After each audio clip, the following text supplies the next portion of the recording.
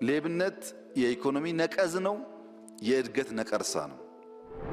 ከደህንነት የመውጣት ተስፋችን ጨምሮ የሚሰብር ደዌ ነው። የመደመር መንግስት ገና ከጠዋቱ ቀይ መስመር በማስመር ሌብነት መቀነስ ያስፈልጋል። ሁሉም ሀገር ህልም አለው።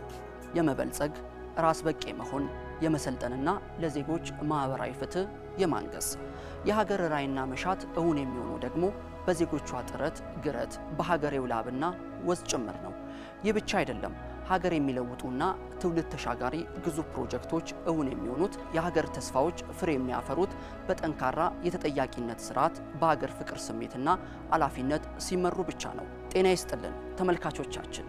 በዕለቱ የቀዳሚ አተታ መሰናዷችን የሀገር ጠንቅ በሆነው ሌብነትና ሙስና እንዲሁም የጸረ ሙስና መንግስታዊ እርምጃዎችን ይቃኛል። አብራችሁን ቆዩ።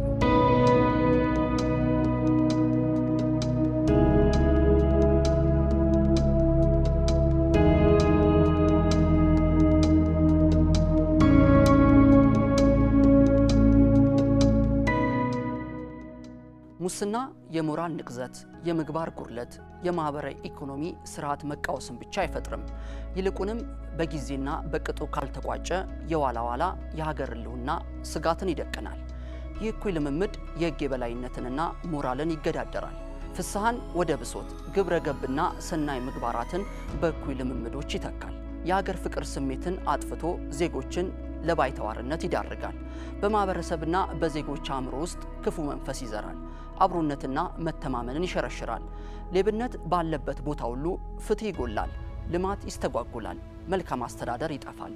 ሌብነት ገንዘብ ብቻ አይደለም። ጊዜ የሚሰርቁ ሰዎች ሌብነት በጣም እያስቸገረን ያለ በሽታ ነው።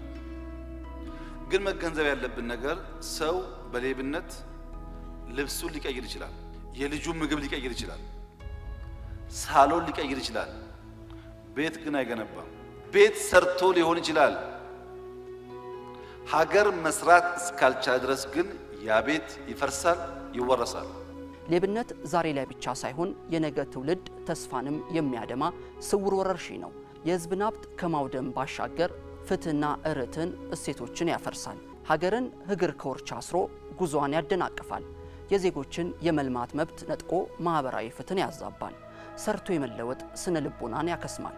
ብቃትና እውቀትን በጉቦና ዝምድና ይተካል። ሀገርን ከህዝቧ ነጥሎ ለጥቂቶች መጠቀሚያና ፍላጎት ማርኪያ ያደርጋል። ሙስና በኢትዮጵያዊ ኮንቴክስት ይዘት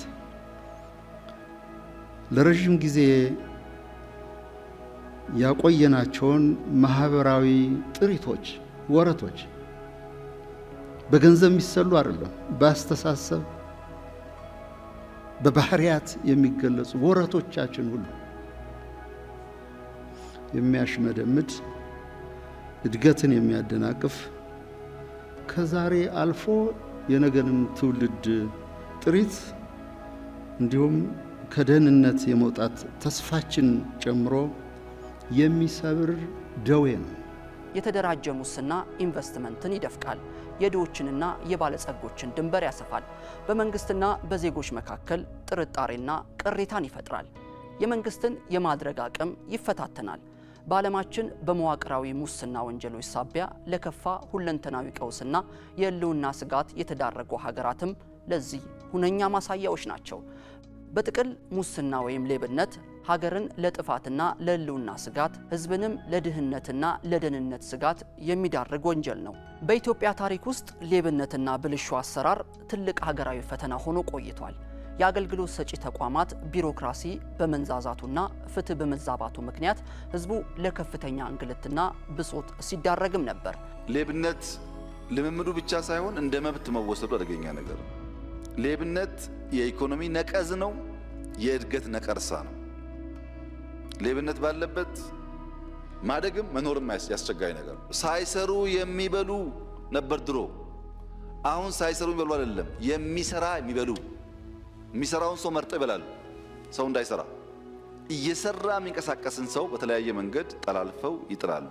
ስራ ይበላሉ፣ ሰራተኛ ይበላሉ። ሌባ ቤት ይሰራ ይሆናል እንጂ ሀገር አይኖረውም። ለውጡን ተከትሎ የመጣው የመደመር መንግስት ሌብነትና ሙስናን አስቀድሞ መከላከልና የድርጊቱ ተዋናዮችን ተጠያቂ በማድረግ ዋና ትኩረቱ አድርጓል። ከፖለቲካ ቁርጠኝነት ባሻገር ተቋማዊና ህጋዊ ማዕቀፎችን የማጠናከር ስራዎችም በስፋት ተጀምረዋል። ከጸረ ሙስና ሀገራዊ ጥረቶች መካከል የህግ ማዕቀፎችን ማጠናከር፣ ተቋማትን ማቋቋም፣ የአገልግሎት አሰጣጥን በዲጂታልና ቴክኖሎጂ ማዘመን እንዲሁም የህብረተሰቡን ተሳትፎ ማሳደግ ይገኙበታል። የመደመር መንግስት ገና ከጠዋቱ ቀይ መስመር በማስመር እነዚህን ብልሹ አሰራሮች ለማከም ለመፈተሽ እለት በእለት ደግሞ በሚደረጉ ግዙፍ የኢኮኖሚ ግንባታዎችና ስራዎች ውስጥ በቀጥታና በተሳለጠ ሁኔታ ያለ እንቅፋት ለመሄድ ያስችሉኛል ያላቸውን የህግ ማዕቀፍና ነፃና ገለልተኛ የሆኑ ይህንኑ የሚያሳልጡ ተቋማት ሪፎርም በማድረግ ነው ስራውን የጀመረው።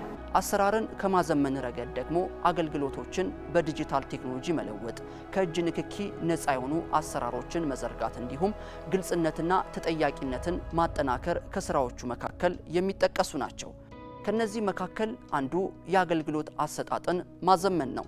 ከሀገራዊ የማክሮ ኢኮኖሚ ምሰሶዎች አንዱ በሆነው የዲጂታላይዜሽን መስክ ተቋማዊ አገልግሎቶችን በዲጂታል መንገድ በመከወን የአሰራር ስርዓትን እውን ማድረግ ነው። ሌብነት የሚፈጠርበትን እድል ከምንጩ ለማድረግ ከተደረጉ መዋቅራዊ ለውጦች መካከል አንዱ የመሶብ የአንድ ማዕከል አገልግሎት ነው። የህዝቡን እንግልት ለመቀነስና የአገልግሎት አሰጣጥ ላይ የሚታዩ ብልሹ አሰራሮችን ለማስቀረት የመሶብ የአንድ ማዕከል አገልግሎት ሰፊ ተቋማዊ ለውጥ ይዞ መጥቷል። መሶብ ለኢትዮጵያ ለኤፊሽንሲ፣ ለቅልጥፍና፣ ለእድገት በእጅጉ የሚያግዝ ስርዓት ነው። አንድ ሰው ቀበሌ ሄዶ መታወቂያ ከሚያወጣ፣ ኢሚግሬሽን ሄዶ ፓስፖርት ከሚያወጣ፣ ኢንቨስትመንት ሄዶ ላይሰንስ ከሚያወጣ፣ ባንክ ሄዶ ብር ከሚያወጣ፣ ቴሌ ሄዶ ሲም ካርድ ከሚያወጣ ሁሉን ሰርቪስ በአንድ ጣራ ስር ማግኘት ማለት በጊዜ በገንዘብ ያለው እንድምታ ከፍተኛ ነው። ለእያንዳንዱ ታክሲ ለእያንዳንዱ ጊዜ ስለነበረ ከዚያ ባሻገር ስርዓቱ ከኤ እስከዚህ በሲስተም ክትትል ውስጥ ስለሆነ ያለው በቀላሉ ለድርድርና ለሌብነት አይመችም። ሰው መከታተል ይቻላል። በአንድ ቤት ውስጥ በአንድ ሰፈር በርከት ያለ ሰርቪስ በሲስተም መስጠት ስንጀምር ሰው የተደራደረ የሚያደርጋትን ነገር እየቀነስን እንሄዳለን። ብዙ ሀገራት የሚሆነው ይሄ ነው። ህንድ አጋጥሟል፣ ሲንጋፖር አጋጥሟል። ሲስተም ሲጠቀሙ ሌብነት ቀንሷል። ሲስተም ሲጠቀሙ ኤፊሽንሲ አድጓል። ለዛ ደግሞ ሲስተም መዘርጋት ብቻ ነው መፍትሄ። ባለፉት ዓመታት ከሌብነት መከላከል ባሻገር በከባድ ሙስናና በአገር ሀብት ምዝበራ የተጠረጠሩ ግለሰቦች ለህግ እንዲቀርቡና ተጠያቂነት እንዲሰፍን ተደርጓል። በቅርቡም ቢሆን ይህንኑ አቋም የሚያጠናክሩ በርካታ ተጠርጣሪዎች በቁጥጥር ስር ውለው ህጋዊ ሂደታቸውን በመጠበቅ ላይ ይገኛሉ። ሙስናን ለመዋጋት የመንግስት ቁርጠኝነትና የቴክኖሎጂ መስፋፋት ብቻውን በቂ ሊሆን አይችልም። ሙስናን የመዋጋት ስራ በህግ ማስከበር እንዲሁም መከላከል ላይ ብቻም ሳይሆን ይህን ወንጀል የሚጸየፍ ትውልድ ማፍራትና በማህበረሰቡ ዘንድ የእሳቤ ለውጥ ማምጣት ይጠይቃል። የጸረ ሙስና ትግል በአንድ በመንግስት አካል ብቻ የሚጠበቅ አይደለም። ህዝባችን ማወቅ ያለበት፣ ህዝባችን መገንዘብ ያለበት የጸረ ሙስና ትግል የጋራ አጀንዳ ነው። የሁሉም ቤተሰብ አጀንዳ ነው። ሁሉም የሀገራችን ህዝቦች ሙስና የጋራ ጠላታችን ነው፣ አገር ወደ ብልጽግና ጉዞ እንዳትሄድ የሚያደርግ አደናቃፊ አጀንዳ ነው፣ የመንግስት ጉዳይ ብቻ አይደለም ብሎ በአግባቡ መታገል አለበት። ሙሰኞችን በየጉራንጉሩ መደበቅ የለበትም ማለት ነው፣ ማጋለጥ አለበት ማለት ነው። መንግስት የህብረተሰብ ተሳትፎን ለማጎልበት የሙስና ጥቆማዎችን በነጻ የስልክ መስመር የማመቻቸት፣ ህብረተሰቡን በስነ ምግባር ግንባታ ማሳተፍና ሙስናን በማጋለጥ የትግሉ ባለቤት ለማድረግ ጥረቶችን እያደረገ ነው።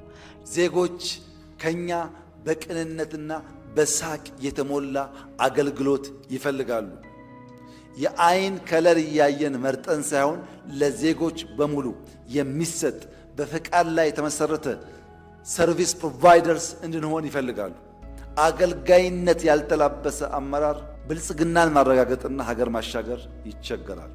መሬት ቸብቻቢው፣ ፍትህ ቸብቻቢው፣ ወርቅ ቸብቻቢው እንዲቀንስና ወደ ሀገር ሀብት እንዲገባ ማድረግ፣ የሀብት መልሶ ለሀገር ልማት ይውላል። ሌብነት መቀነስ ያስፈልጋል። ሌብነትን የሚጸየፍ ለሀገር የሚቆረቆር ትውልድን መገንባት ይሻል። ሌብነትን መዋጋት የግለሰብ የህዝብና የመንግስት የጋራ ኃላፊነት ነው። ሙስናን መጸየፍና የወንጀሉ ተዋናዮችን ማጋለጥ ከሁሉም ዜጋ ይጠበቃል። ጤና ይስጥልን።